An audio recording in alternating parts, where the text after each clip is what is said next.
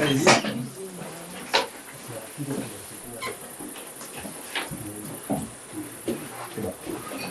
Alors maintenant, ce télescope, vous en avez tous entendu parler parce que il est parti, il a été lancé pour Noël 2021.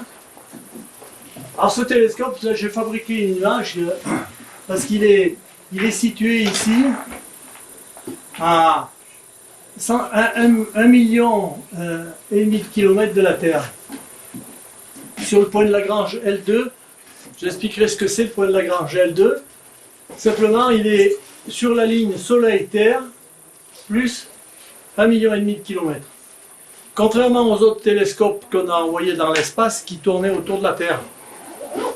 Alors pourquoi on l'a envoyé aussi loin? Bon, il y a un intérêt dont je vais vous parler. Alors je me suis amusé à fabriquer une image ici. On est juste derrière le télescope, ici au point L2, et on voit donc la Lune, la Terre et le Soleil. Alors vu de cette distance-là, eh la Terre est presque aussi grande que le Soleil, et donc on a quasiment une éclipse de Soleil occasionnée par la Terre sur le télescope.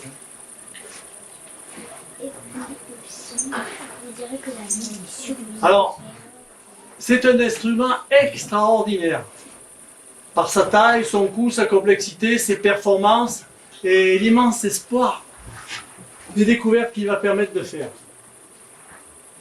Donc sa présentation vulgarisée, et c'est ce qu'on va faire aujourd'hui, permet à tout public de toucher du doigt les différentes facettes de l'astronomie. C'est très très très vaste. On va pouvoir parler de mécanique céleste, astronautique avec le lancement, le positionnement au point de Lagrange 2.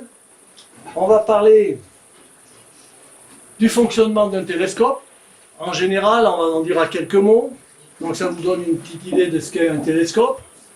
La formation des galaxies proches et lointaines, remonter quelques centaines de millions d'années, juste après le Big Bang, on va pouvoir voir extrêmement loin, comme jamais on a pu le faire jusqu'à présent.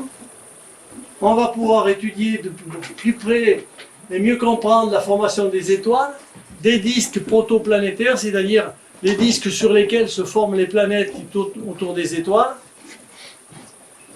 Rechercher des exoplanètes, c'est-à-dire des planètes autres, hors de notre système solaire, qui tournent autour d'autres étoiles et qui pourraient avoir des caractéristiques voisines de la Terre. On peut étudier leur éventuelle atmosphère et voir si on peut imaginer qu'il y a une autre forme de vie quelque part ailleurs. Mais il ne faut pas trop rêver, c'est très très très loin. Pour cela, il y a les outils suivants qui seront utilisés. La spectroscopie, j'expliquerai ce que c'est, la coronographie, l'observation dans l'infrarouge proche et moyen pour observer les galaxies proches et plus lointaines. Et on voit que chacun de ces points, à lui seul, pourrait faire un sujet de conférence. Donc on va juste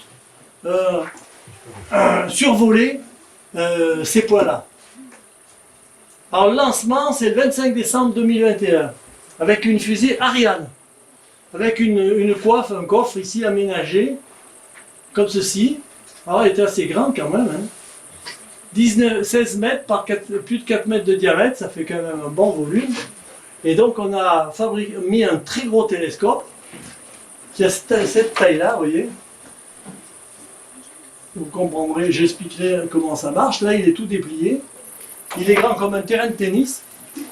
Et on l'a fait rentrer là-dedans. Donc c'était très compliqué de déplier un télescope. Hein. De le lancer en morceaux repliés comme ça. Alors quelques données générales. Il y a 3 participants, la NASA, les Américains, l'ESA, l'Agence spatiale européenne, et les Canadiens, l'Agence spatiale canadienne. On a lancé ça sur une fusée Ariane de Kourou en Guyane. La durée prévue de la mission, c'est 5 ans et demi. Bon, ça dépend du carburant qu'on va consommer pour le maintenir au point L2, parce qu'on verra que, bien que ce soit un point de Lagrange, il n'est pas stable celui-là, donc il faut faire des petites corrections. Il fait 6 tonnes 2 et il a une orbite héliocentrique, c'est-à-dire qu'il tourne autour du Soleil et pas autour de la Terre comme tous les autres satellites qu'on a pu envoyer, les autres télescopes qu'on a pu envoyer dans l'espace. C'est un type Korsch, on verra ce que ça veut dire. Diamètre 6,50 m. Alors vous avez vu des différents télescopes là. Celui qui est dans la coupole, il fait 400 de diamètre. Là, celui-là, il fait 6,50 m. 25 mètres carrés, 131 mètres de focale. Résolution 0,1 seconde d'arc. C'est fabuleux. Hein. On y voit très clair. Donc on peut observer sur les longueurs d'onde, donc là c'est dans de l'orange foncé à l'infrarouge moyen. Ça c'est la longueur d'onde en microns. Et il y a 4 instruments pour voir dans l'infrarouge proche, pour spectromètre, spectrographie dans l'infrarouge et un imageur. On verra qu'avec ces 4 instruments, on peut faire plein et combiner même des différentes mesures et observations. Alors l'histoire du projet, elle est très vieille. Hein. Ça a été lancé en 89, vous imaginez, pour remplacer Hubble. Hubble, c'est un télescope extraordinaire qui nous a permis de voir énormément de choses. Vous avez des photos sur Internet fabuleuses. Ici, vous avez un petit comparateur entre Hubble et James Hubble. Hubble, il a eu un souci, il était myope au début. Hein. Donc on a envoyé avec la navette spatiale des astronautes pour aller le réparer. Heureusement. Hein. Donc 13 mètres de longueur, 22 mètres. Voilà, il y a une erreur. 12 tonnes, il y a une erreur. C'est 6 tonnes. Oui, parce que le miroir est beaucoup moins lourd. On en reparlera. 6,50 m de diamètre. Hubble était à 570 km, là il est à 1 million de kilomètres, 1,5 million. Il a coûté 11 milliards au lieu de 5. Lui, il a fonctionné 31 ans, et là on espère au maximum d'atteindre les 10 ans. Alors au début, on devait faire il devait être encore plus grand, il devait faire 8 mètres de diamètre.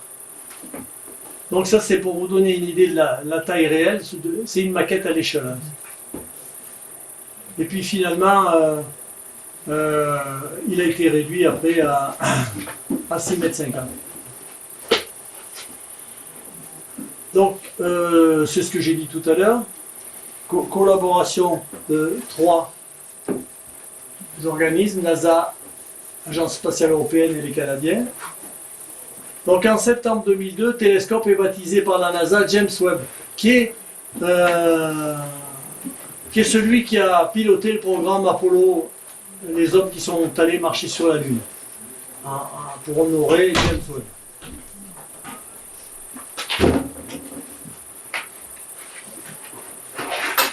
Alors en 2003-2004, on a sélectionné les constructeurs. On a ramené la taille du miroir à 6,50 m, 40 millions d'heures de travail, 14 pays qui ont participé. Et ça, c'est l'appareil fait par la France.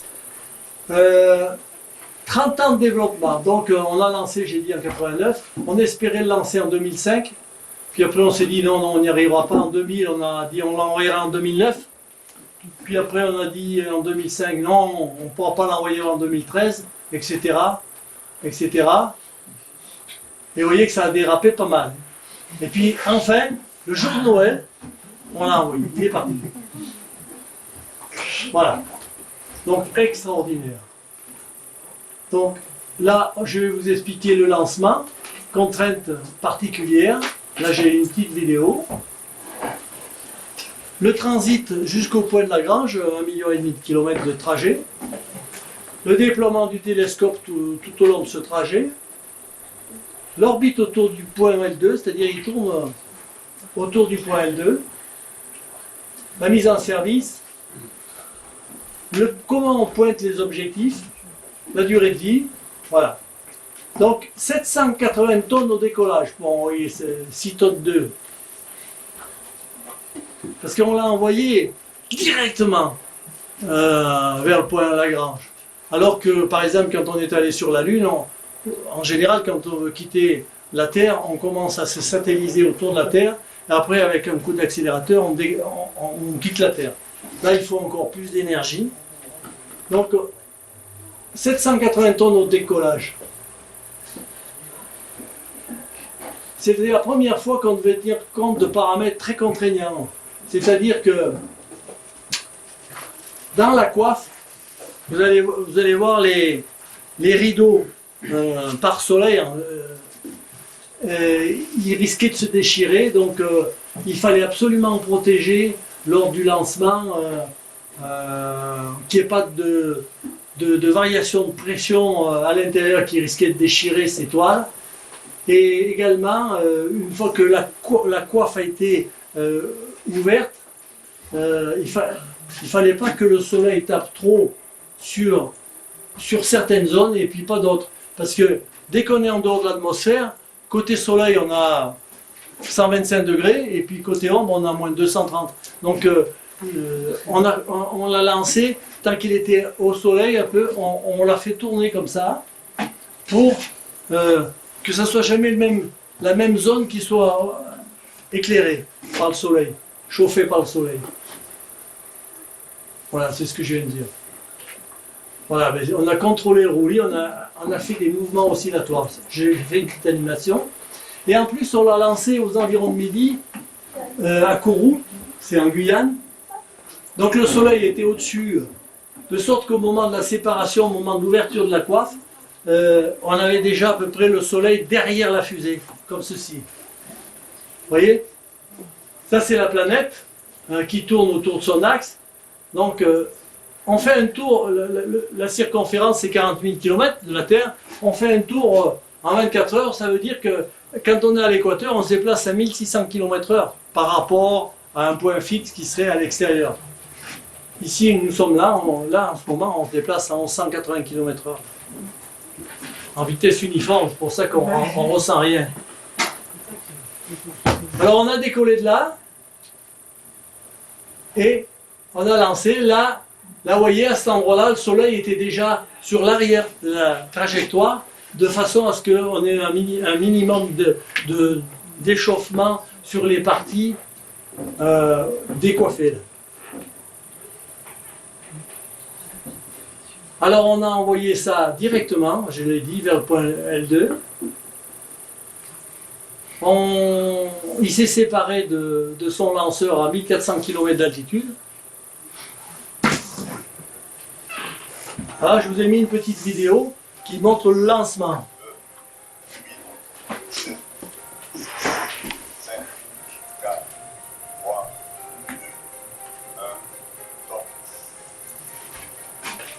Je n'ai pas le son assez fort.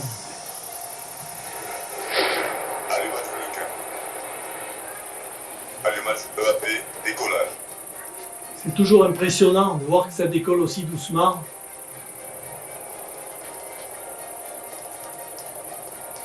Mais ça pousse fort.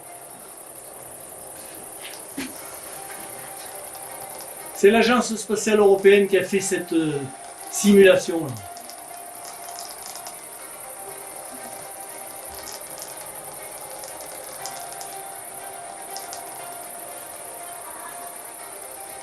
Séparation des boosters. Il tombe dans la mer. C'est pratique à courant en Guyane, ça tombe dans l'océan. Il n'y a pas de terre à côté. Voilà, on ouvre la coiffe.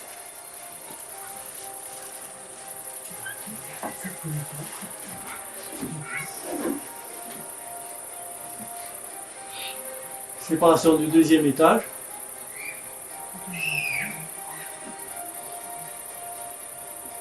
Vous voyez ces fameux mouvements de roulis pour que le soleil ne tape pas toujours au même endroit.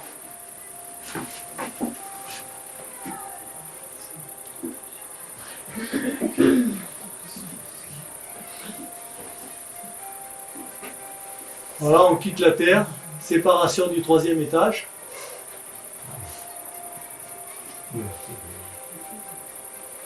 Et là, très rapidement, après, on a commencé à déplier le télescope. Surtout déplier ces panneaux de protection.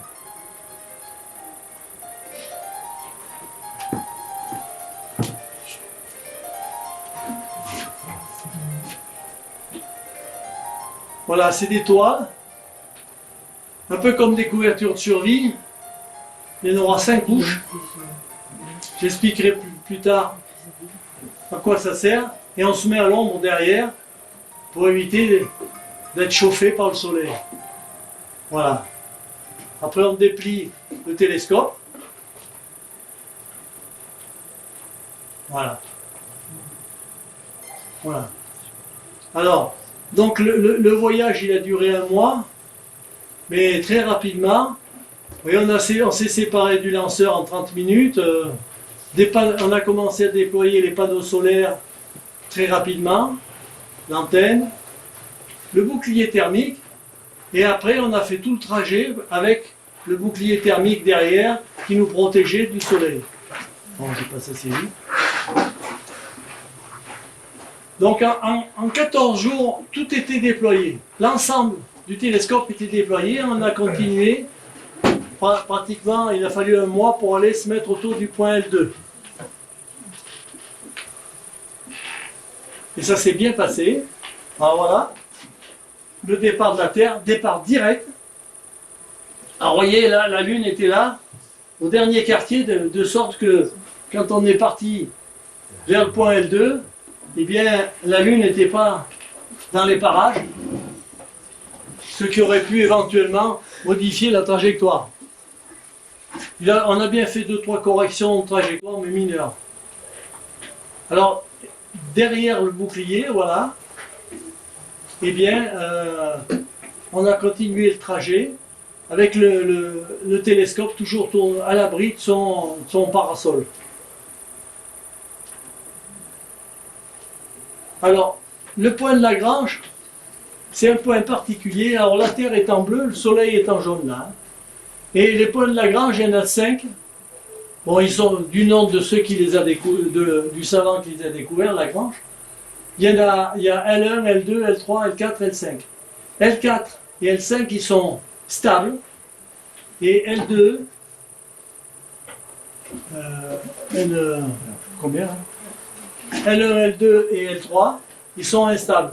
C'est-à-dire que à cet endroit-là, il n'y a pas vraiment d'attraction, mais je vais vous donner une image du champ de gravitation. Alors ça, vous pouvez le faire, c'est facile à comprendre, c'est comme une image, une carte d'état-major, avec les courbes de niveau. Hein.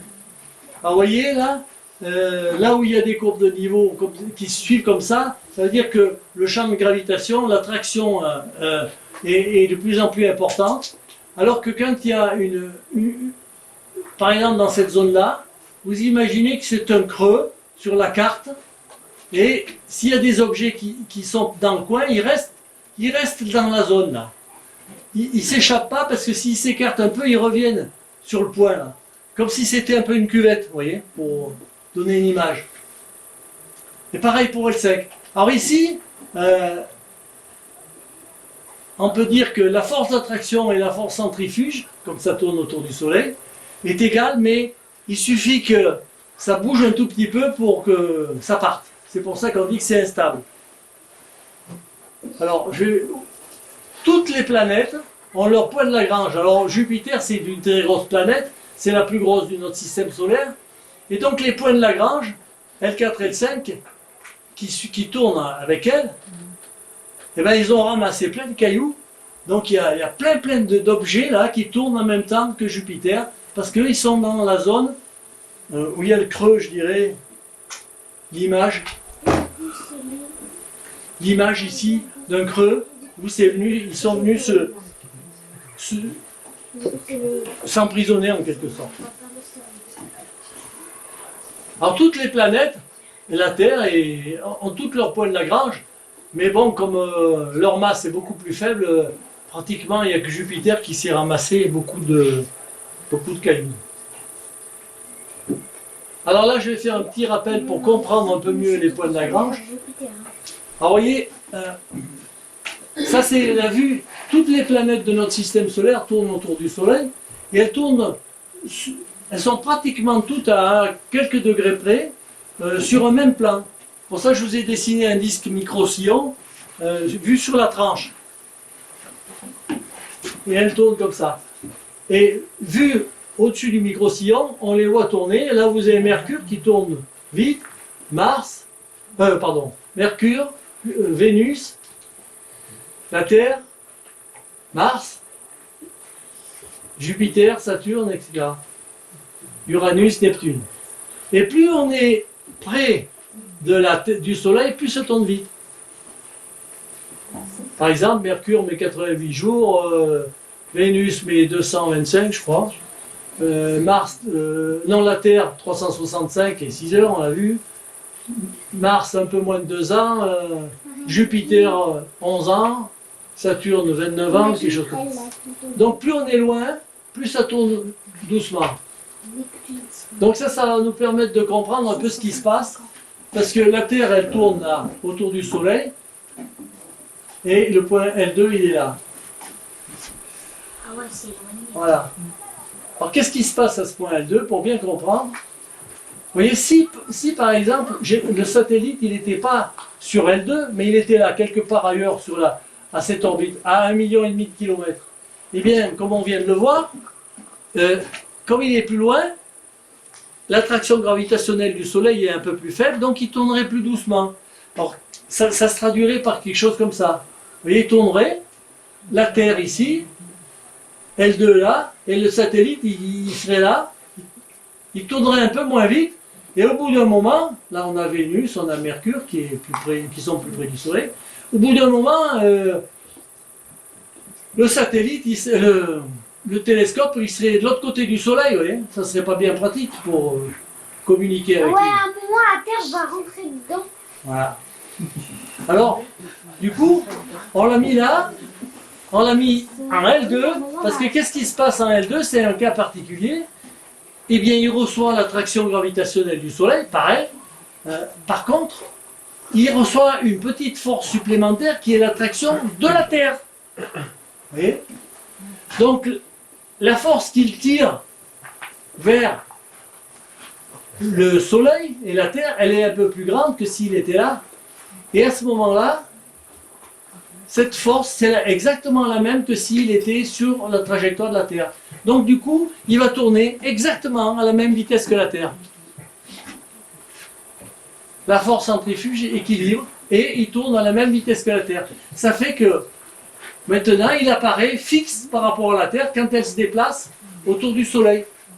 La Terre tourne autour du Soleil, et bien le télescope, c'est comme s'il était accroché à la Terre à 1,5 million de kilomètres. D'accord? Alors évidemment, quand on fait un tour en un an, on fait le tour du Soleil, et bien comme on est planqué derrière le bouclier thermique, parce qu'il faut se mettre, comme on va observer dans l'infrarouge, il faut qu'on soit à des températures extrêmement basses, on y reviendra tout à l'heure, donc on ne peut pas voir tout ce qui est grisé là. Mercure, le Soleil, Vénus, la Lune, la Terre, du télescope, on ne peut pas les voir. On est derrière notre bouclier. D'accord? Alors, ce point L2, pour vous donner un exemple, on l'a vu tout à l'heure, c'est un point où les forces d'attraction gravitationnelle, et pour simplifier, je dis la force centrifuge s'équilibre, mais si jamais ça bouge un tout petit peu, ça va se déséquilibrer. C'est comme quand vous mettez un crayon sur votre doigt, comme ça, là. Bien, vous n'avez pas beaucoup à bouger pour le tenir en équilibre. Et puis, s'il penche un peu trop, hop, il va partir. Donc là, on va avoir à dépenser très peu d'énergie pour rester autour de point L2. Et c'est pour ça qu'on est allé se mettre là-bas, parce qu'il est toujours orienté, il est toujours en face de la Terre, et en plus, pour le maintenir dans cette position, on dépensera très peu d'énergie. C'est pour ça qu'on espère pouvoir l'utiliser pendant 10 ans, au maximum. Voilà. Voilà, donc 3 semaines après le lancement, il avait atteint sa température de cible, 40 degrés Kelvin, c'est-à-dire moins 233 degrés Celsius.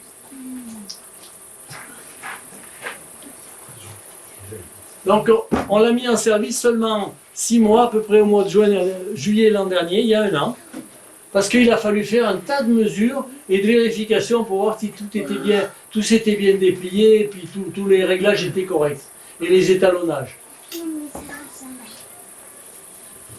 Il y a même un détecteur qui lui va observer dans l'infrarouge moyen qui travaille à 7 degrés Kelvin, 7 degrés du zéro absolu, hein, grâce à un refroidissement mécanique.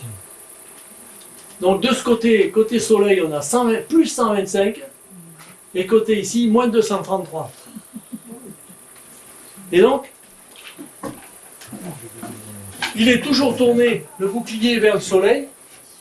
Par contre, il peut tourner autour de cet axe 360 degrés, il va pouvoir tourner comme ça, et il va pouvoir bouger aussi comme ça, sur une zone de 50 degrés. Donc on peut balayer 50 degrés comme ça. Bon, vous voyez, c'est ça là. Donc il peut bouger un peu comme ça. Et voilà, il est comme ça, là, vous voyez. Comme ça. Voilà. Alors maintenant, je vais vous faire voir ce qu'on peut regarder. Donc on peut tourner autour de cet axe et on peut balayer ce qui est en bleu. Là.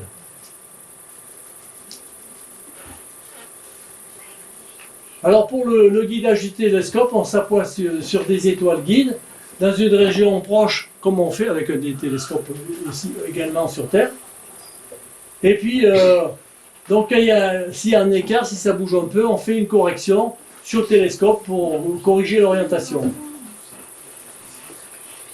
La précision du pointage est de 0,10 secondes d'arc. Mais la stabilité, une fois après les 6,2 à 6,7 millisecondes d'arc pour un temps de pause de 1000 secondes, c'est-à-dire un bon quart d'heure. Donc c'est fabuleux parce qu'on peut faire des photos avec des temps de pause longs, ce qui est nécessaire quand il y a très très peu de lumière qu'on reçoit, bien que le télescope il soit énorme, eh bien on peut faire des temps de pause longs. Alors, comme je vous l'ai montré sur le dessin, on ne peut pas voir ce qui est derrière l'écran thermique. Alors là, on est de nouveau vu du dessus du disque. On a le soleil et les planètes qui tournent dans le plan du disque. Alors on va faire tourner, donc à un moment donné, par exemple la Terre est là, on peut faire tourner le télescope comme ça. Donc on peut observer tout ce qui est dans cet angle-là. D'accord ? Alors vous allez me dire, nous on voudrait regarder partout. Eh bien là, à ce moment-là, on peut regarder que ce qui est là. Mais, quand il va tourner au cours de l'année, on va balayer tout ça. Donc on va pouvoir balayer finalement l'ensemble du disque à l'extérieur de l'orbite du L2. Maintenant, on va prendre le disque, on va se mettre sur la tranche. C'est le plan de l'écliptique. Là, on retrouve notre Soleil, Vénus, Mercure, la Terre, L2. Là, après, on a Mars, Saturne, Jupiter, Saturne, Uranus, Neptune. Ils sont répartis sur le disque, qui est sur la tranche. Donc maintenant, on voit que on peut tourner toujours autour de cet axe, on va balayer ça, on va tourner autour là, mais cette zone qui est en noir, là, on ne va pas pouvoir la voir. Mais on s'en fout parce qu'il n'y a rien à voir. Il n'y a rien à voir. 1,7 milliard, c'est à peu près la distance qu'il y a jusqu'à Saturne, je crois, par là. Donc il n'y a rien à observer, il n'y a rien. Donc c'est pas gênant. Et donc, au cours d'une année, où la Terre tourne autour du Soleil, comme ça, elle va passer derrière. Voilà. Donc, vous voyez que pendant qu'elle fait ça, on peut tourner comme ça et comme ça. Donc, on va bien pouvoir observer l'ensemble de l'univers dans tous les sens. Mais pas partout en même temps. Ça va? Vous comprenez? Voilà. Alors la durée de vie, c'est 5 ans et demi. Bon, on espère 10 ans, si tout va bien.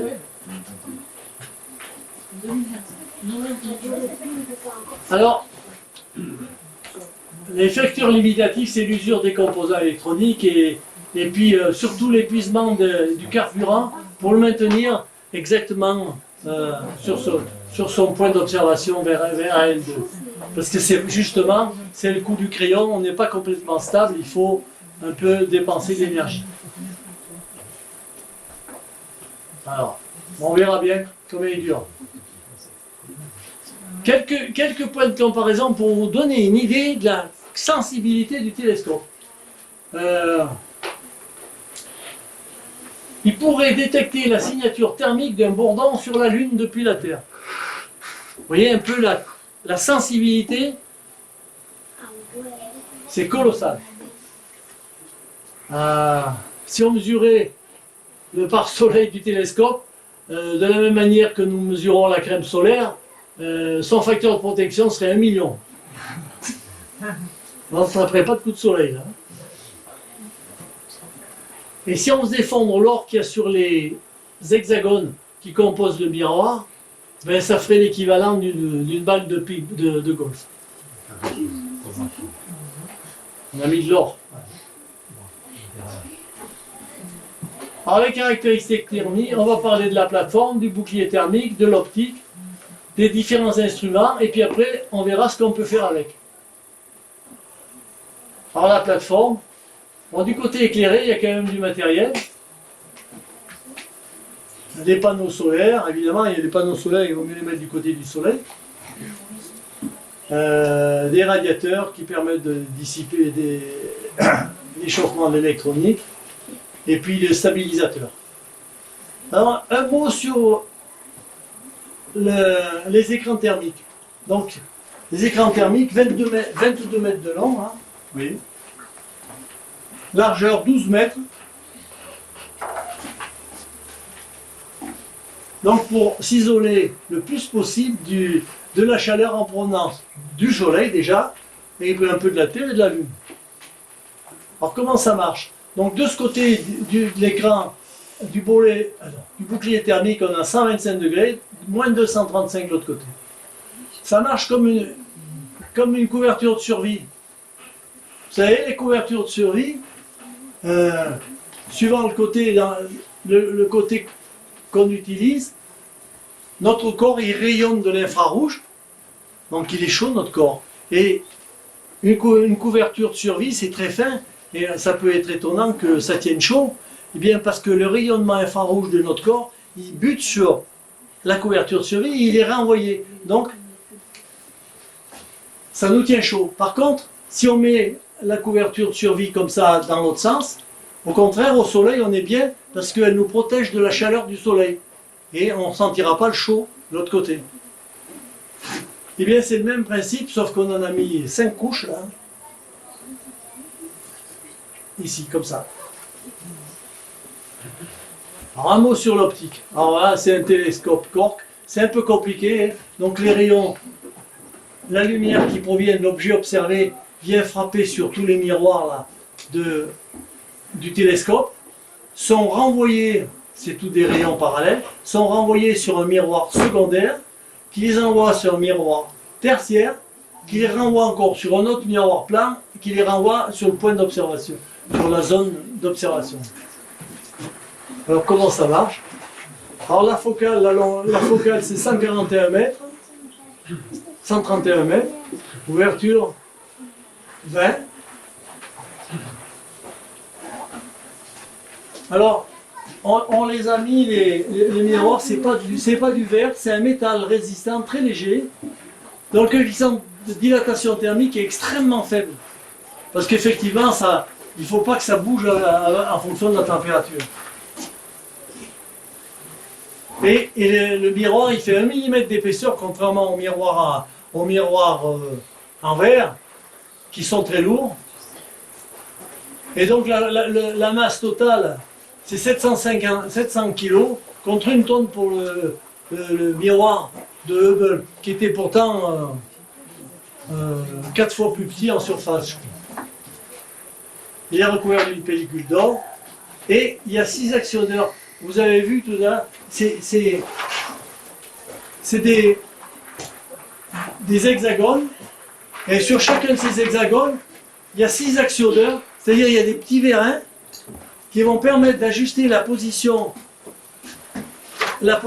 exacte pour avoir l'orientation, pour envoyer bien comme il faut sur le miroir secondaire. Et il y en a un 7e au milieu qui va faire bouger légèrement pour faire changer le rayon de courbure de chaque hexagone. Donc c'est tous ces réglages qui ont pris beaucoup de temps, 6 mois, entre la mise en place au point L2 et la mise en service. Un miroir secondaire, vous voyez, il fait 74 cm de diamètre, c'est déjà énorme. Hein. Le secondaire, il est bien plus grand que le miroir primaire de notre gros télescope. Je passe assez vite. Après, il y a un miroir tertiaire qui est là, et enfin un miroir plat, ici, qui va permettre, en fonction de l'orientation comme ça ou comme ça, de corriger les éventuelles petites variations de pointage du télescope.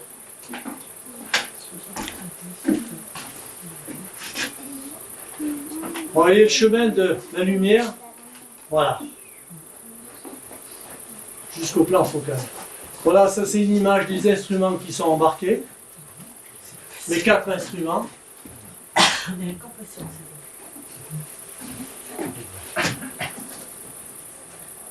Alors les objectifs, c'est rechercher les étoiles et les galaxies qui sont apparues après le Big Bang, déterminer comment les galaxies évoluent de leur formation jusqu'à nos jours, comprendre la formation des étoiles. On a appris déjà beaucoup de choses avec les télescopes précédents, et surtout avec Hubble. Et là, on va pouvoir aller encore beaucoup plus loin jusqu'aux formations des systèmes planétaires. Donc en l'espace de 30 ans, on en a appris plus que depuis le début de l'humanité, hein, sur l'univers. C'est extraordinaire. Donc ça devrait nous permettre de comprendre comment les nuages de gaz et de poussière s'effondrent pour former les étoiles, comment la plupart des étoiles se forment en groupe, comment les systèmes planétaires se forment. Bon, c'est un peu la même chose. Voilà. Donc, Hubble, le précédent, il est observé déjà dans l'infrarouge, mais le proche infrarouge, c'est-à-dire jusque-là. Et nous, on va pouvoir observer plus loin, jusqu'à l'infrarouge moyen, ce qui permettra de voir beaucoup plus loin dans le temps, plus près du Big Bang.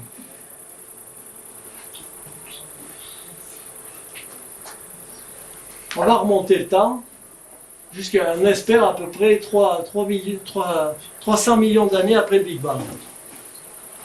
C'est-à-dire 13 milliards et demi d'années à peu près à l'arrière.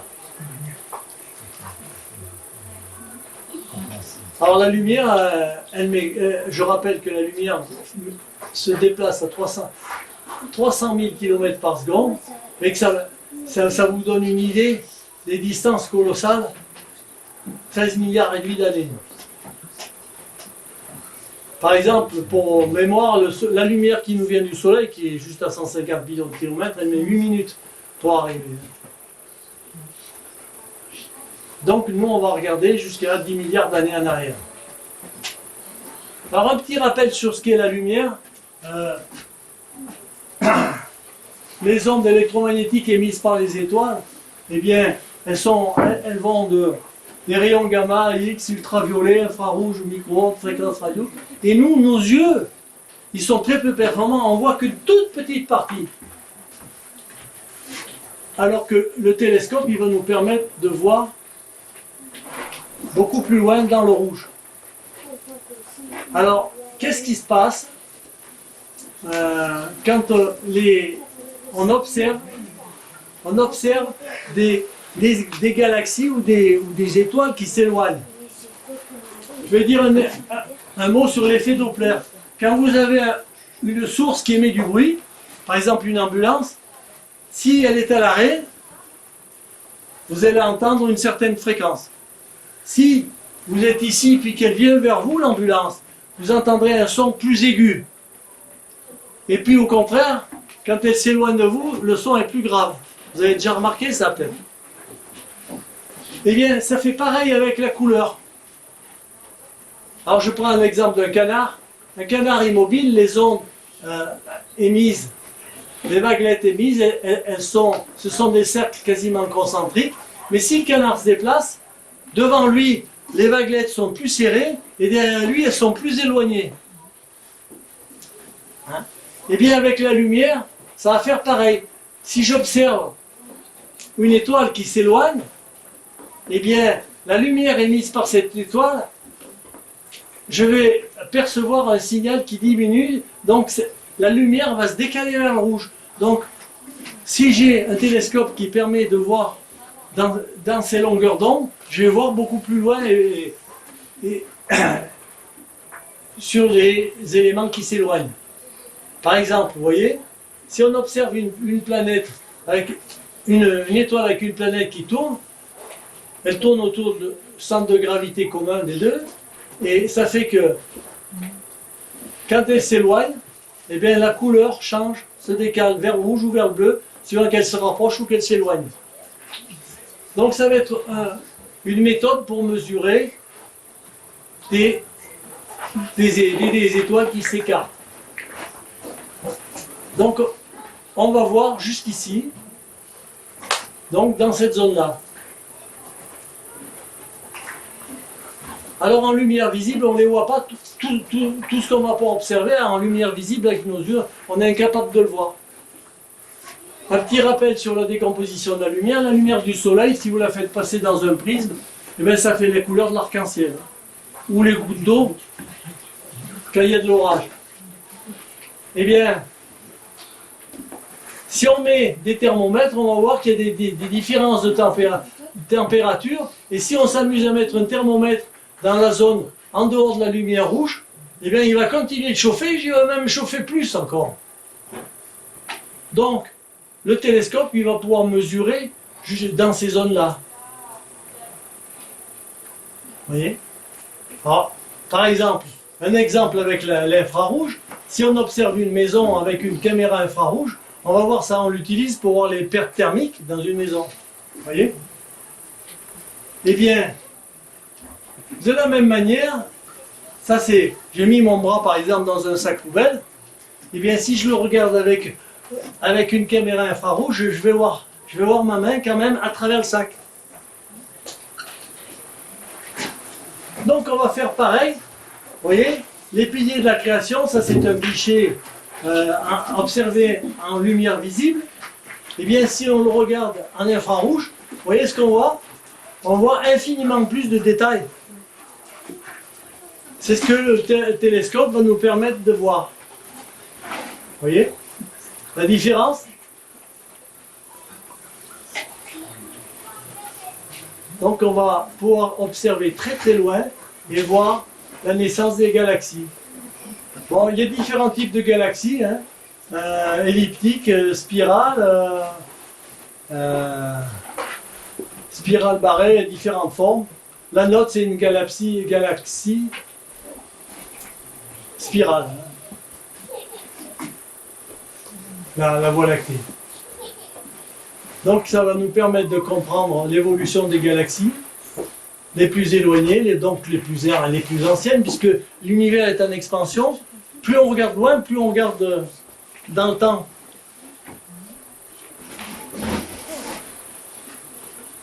On va pouvoir comprendre un peu mieux les trous noirs supermassifs au centre des galaxies. On va pouvoir comprendre un peu mieux les étoiles. Bon, là, j'ai pas le temps, c'est un peu long à expliquer tout ça. Hein. Bon, comment l'effondrement et la vie des étoiles. Par exemple, l'effondrement de nuages de gaz qui peut devenir une étoile comme la nôtre, par exemple le Soleil, qui deviendra après une géante rouge quand il arrivera en fin de vie. puis qui va devenir une nébuleuse planétaire, puis une naine blanche. Et quand il y a des étoiles beaucoup plus importantes, beaucoup plus grosses, elles sont bleues, beaucoup plus chaudes, et elles meurent après en devenant des géantes rouges, super géantes, supernova, et puis elles finissent comme en étoile à neutrons ou à trou noir. Et tout ça, on va pouvoir le comprendre beaucoup mieux. Vous voyez notre Soleil. Aujourd'hui, on est à 4 milliards et demi, un peu plus. Il va mourir, il va devenir un géant rouge à 10 milliards d'années. Donc nous, on aura eu largement le temps de bousiller la planète d'ici là. Donc on ne risque pas de le voir. Et il se transformera en nébuleuse planétaire et en aile blanche. Donc quand on regarde des étoiles, on en a à tous les stades dans l'univers. Et ça nous permet de comprendre. Les disques protoplanétaires, comment se forment les disques autour des étoiles.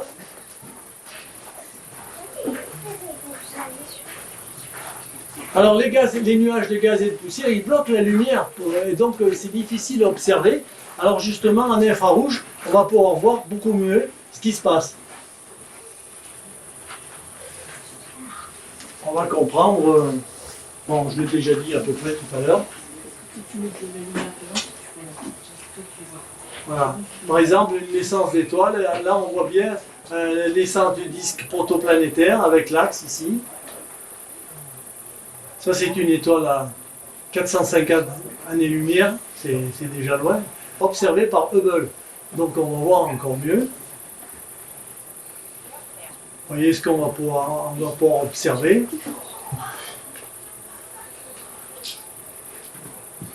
Un disque protoplanétaire en formation. Une étoile avec les G ici de chaque côté, l'axe de rotation du disque protoplanétaire. On va pouvoir observer plein de planètes, des exoplanètes, c'est-à-dire des planètes qui tournent autour d'autres étoiles. Alors, c'est compliqué à voir, c'est parce qu'on ne les voit jamais, ces planètes. On les voit indirectement. On voit les étoiles autour de lesquelles elles tournent. Et donc, il y a plusieurs méthodes: vitesse radiale, transit planétaire, coronographie, lentille microgravitationnelle. Je passe rapidement. Vous voyez, quand il y a une étoile, il y a une planète qui tourne autour d'une étoile, en fait, elle ne tourne pas autour de l'étoile, c'est l'ensemble des deux qui tournent autour du centre de gravité commun. Ça fait que, si on les regarde par la tranche, vous voyez, eh bien, on voit une étoile qui avance et qui recule. Et si on l'observe avec la couleur, eh bien, on va voir des variations qui nous permettront de comprendre. À partir de là, on va pouvoir détecter, dire, compter la période de révolution, on va pouvoir comprendre plein de choses, la masse de la planète, etc. Alors, l'autre méthode, c'est le transit planétaire. Quand il y a une planète qui passe devant une étoile, eh bien la lumière observée à partir de l'étoile, elle va baisser parce que ça va faire un petit cache devant l'étoile qui va nous faire baisser la lumière qu'on va recevoir. Donc à partir de là, eh bien, et en faisant l'analyse spectrale du signal lumineux, on va pouvoir comprendre même la composition de l'atmosphère qu'il peut y avoir autour de la planète. Voilà, bon, c'est un peu compliqué ça. Donc, quand on observe les spectres de la lumière comme ça, on voit des raies qui nous permettent de comprendre si par exemple il y a une source lumineuse, il n'y a pas d'obstacle. On va voir par exemple un spectre de lumière comme ça, comme le soleil par exemple. Mais si on traverse un nuage de gaz, ou si on traverse quelque chose où il y a des corps différents, eh bien ils vont absorber une certaine longueur d'onde, ça va faire un trait noir. C'est une raie d'absorption. Au contraire, si on observe un nuage il va nous émettre sur une certaine longueur d'onde, et on va pouvoir, à partir de ces raies, comprendre la composition du gaz ou de l'atmosphère de la planète. Je passe un peu vite parce que là c'est compliqué ça. Vous voyez par exemple, ça c'est le spectre d'une planète qui aurait une atmosphère similaire à la Terre. Donc si on observe le spectre, on va voir des traits et on va dire, oh ben tiens, il y a de l'ozone, il y a de l'eau, il y a du méthane, etc. Donc à partir de l'observation, on peut comprendre beaucoup de choses. C'est ce que va nous permettre le télescope. Et puis coronographie, on met un disque, parce que l'étoile nous éblouit. Quand on veut regarder, on risque pas de voir la planète qui tourne autour, mais si on met un disque qui cache l'étoile, eh bien on va être moins ébloui par la planète, par l'étoile, et on va pouvoir voir un peu la planète. Mais c'est pas facile. C'est le principe. Hein. Donc, c'est presque fini. Donc, tous ces instruments, ils permettent de faire toutes ces mesures. Alors là, voilà un exemple de ce que Hubble nous a permis de voir, et James Webb ira encore beaucoup plus loin.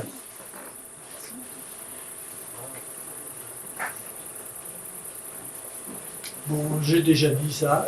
On va pouvoir observer également beaucoup mieux les satellites et les planètes qui sont, j'ai quelques images, les planètes qui sont en dehors, au-delà de la Terre, puisqu'elles sont du bon côté de l'écran thermique. Et on va pouvoir cartographier les glaces, par exemple, des gros satellites de Jupiter, par exemple. Le principal intérêt, c'est que au point de Lagrange, derrière l'écran, eh bien, on n'est pas perturbé par la chaleur du Soleil, de la Terre et de la Lune, parce que c'est indispensable pour observer dans l'infrarouge. Je rappelle que l'infrarouge, c'est ce qui nous chauffe là. Donc si on vient amener de la chaleur sur le télescope, ça va fausser toutes les mesures. Là, on l'a vu. Alors, je vais vous montrer les dernières photos qu'on a tirées de James Webb. La première image, c'était l'an dernier, le 12 juillet. Première image. Et on a observé une galaxie rouge là-bas au fond. C'est extrêmement loin. Petit comme ça, vous voyez. Vous voyez la qualité des images, ça c'est la nébuleuse de l'Anneau à 2000 années-lumière. Une nébuleuse planétaire. Un nuage de gaz et de poussière d'une étoile en fin de vie. La qualité de l'image. Alors, ces images utilisent des fausses couleurs pour les rendre plus esthétiques, mais elles permettent également d'avoir accès à plein d'informations qui ne sont pas visibles à l'œil. Alors je vais vous montrer les dernières images. Par exemple, la composition chimique de l'atmosphère d'une exoplanète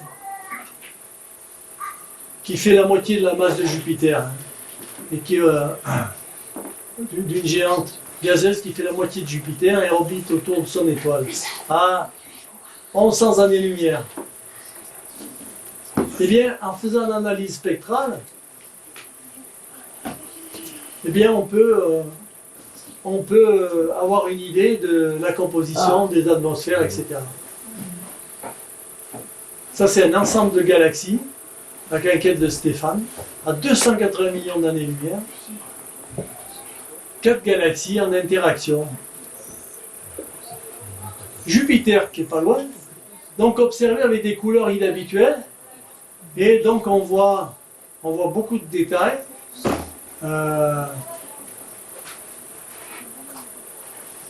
Les aurores boréales,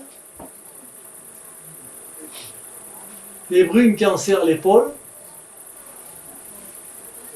la tache ici, c'est un anticyclone géant, c'est cette fameuse tache qu'on voit toujours sur Jupiter.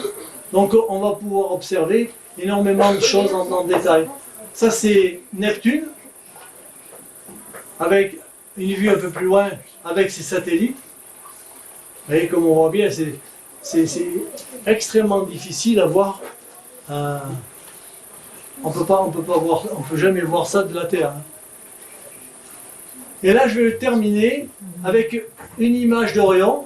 Orion, c'est le nom de notre club. Et donc, ça, c'est une image fait prise ici au télescope, au grand télescope d'Orion, c'est la nébuleuse d'Orion. C'est un nuage de gaz, là, et puis il y a des étoiles au milieu. Et là, on va comparer ce qu'on a obtenu ici, chez nous, après avec Hubble, et puis après avec James Webb. Ça, c'est une image Orion. Hein. Je vous rappelle, c'est ce petit morceau là, déjà pas mal. Hein. Pas mal pour un club. Hein. Maintenant, la même avec Hubble. On voit beaucoup plus de détails. Vous voyez, c'est des étoiles là. Et alors, avec James Webb, voilà le travail. La même image, le même carré, vous voyez. Ça donne une idée des performances. Et on peut même encore aller plus loin, si on grossit, vous voyez, les détails qu'on arrive à voir. Ici, une étoile avec son disque protoplanétaire en formation, vous voyez là. Quand on grossit, on voit encore ça. Donc on voit extrêmement loin, dans le détail. Voilà. On espère apprendre énormément de choses dans l'avenir. Voilà.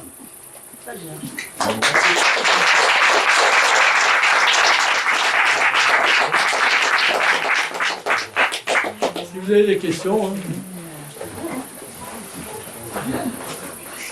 C'est un outil diabolique, extraordinaire. Donc avec tous les... Pardon. Oui. Donc avec tous les spectres, on s'est aperçu qu'il y a de l'eau sur certaines exoplanètes très lointaines. Quand est-ce qu'on pourra savoir s'il y a de la vie dessus? J'en sais rien. Forme de vie. J'en sais rien. Parce que les exoplanètes, même si on arrive à détecter des choses, je pense qu'on arrive à mesurer des choses, mais on ne pourra pas y aller. On ne pourra pas y aller parce que la plus proche, elle est à 4,2 années-lumière, c'est Alpha du Centaure. Hein. Et déjà 4,2 années-lumière à la vitesse de la lumière. Hein. Donc on est totalement incapable, on n'a aucun moyen, et même dans un avenir même assez lointain, on n'imagine même pas pouvoir aller assez vite pour se déplacer suffisamment vite pour y aller le temps d'une vie, hein, c'est pas possible. Donc on est obligé de se cantonner à notre système solaire pour espérer trouver une autre forme de vie, peut-être sur certains satellites de Jupiter, mais c'est une vie, c'est pas du tout la vie de la Terre. Une planète comme la Terre, déjà dans notre système solaire, il n'y en a pas. On n'a qu'une seule planète où on peut vivre correctement, c'est la Terre. Et on est en train de la bousiller là par contre. Parce qu'on consomme toujours plus et on est toujours plus nombreux. Je dis, quand j'étais à l'école primaire, il y avait 2,2 milliards d'habitants. Et aujourd'hui, on est 8 milliards. En l'espace d'une vie, c'est colossal la vitesse, la croissance. Et en même temps, on consomme, chaque individu a multiplié sa consommation par 50 ou 100. Donc c'est compliqué.